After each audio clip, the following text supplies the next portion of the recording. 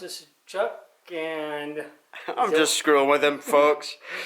I let him think that the wasn't going. And it's still probably not going. So. No, it is. The little thingy really? is like we're at 12, 13, 14. That sounds good. All right, today we're going to be talking about the 62 and the 64 Corvair. And one of them we're going to sell. I'll have my brother, Steve, talk about that one. But before we go through all that, go ahead and check out our merch down in the description below. Flip it around. And we have Ta-da. also these here, you'll have to contact me, just message me on YouTube. And these are also for sale for about $3-4 a piece, which will cover your shipping and handling and all that fun stuff. Here's my brother Steve.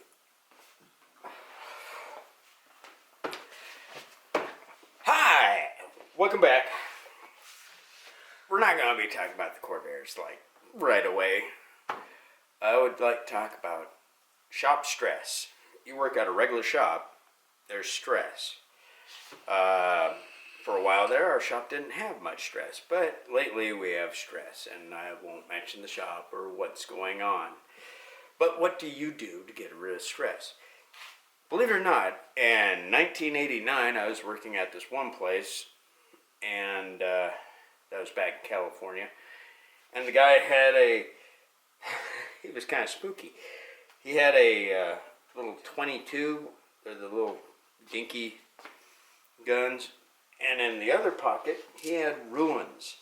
And every now and then, I'd see him get stressed, and he'd whip these things out,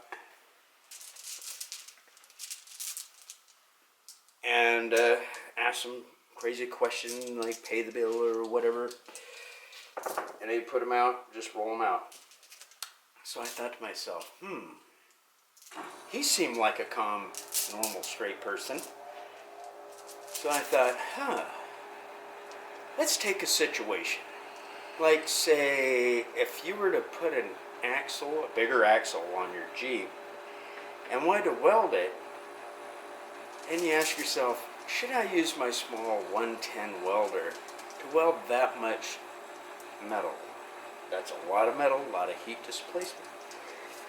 And apparently this other person I know must have rolled them out and it said 110.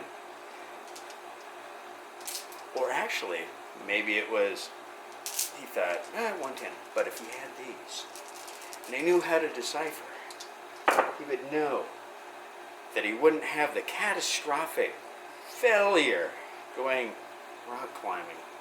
And he would see that it should have been 220 to 240.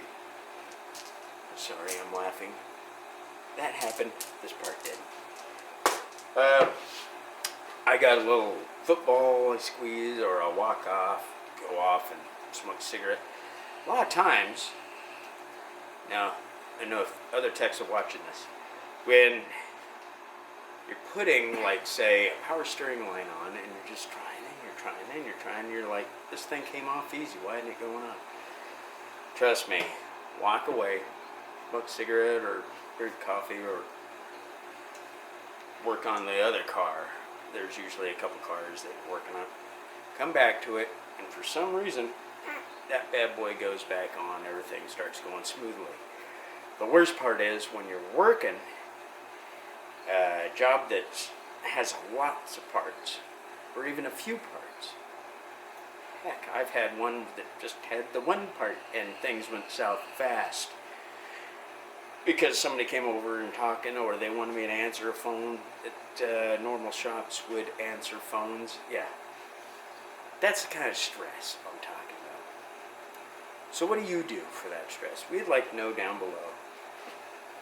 Now on the Corvairs, the 62, I got my spark plugs, because if we did a will it start, I can guarantee you it won't start. That's why we pulled the starter out, because we only had the solenoid clicking. So I'm going to have Herc rebuild this. As a matter of fact, I needed the carburetors rebuilt because they've been on there just long enough, all gooped up.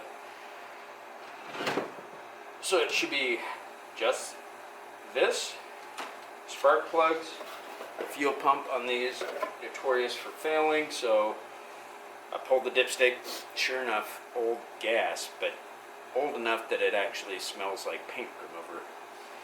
So yeah, we'll be changing the oil on it, putting a new fuel pump in, putting a new fuel tank in, blowing the lines out. But all of that cost a lot of money. So like my brother was pointing out, please buy some armor so we can actually, these are actually pretty cool. We've been using them a lot. That'll help fund and get all this stuff going. Because we're sorry that not doing more videos on these. It's a lack of funding and trouble elsewhere that coming up with funding that you shouldn't worry about. But that's about it. I think I covered everything, right, Chuck? Yep. And I hope you got a laugh out of these. An actual guy actually had these in his pocket. Serious. Ain't joking. But yeah, I've seen some weird stuff in shops before. So, remember to check the link down below. Do your thing. And we'll see you next time on Bootleg Garage.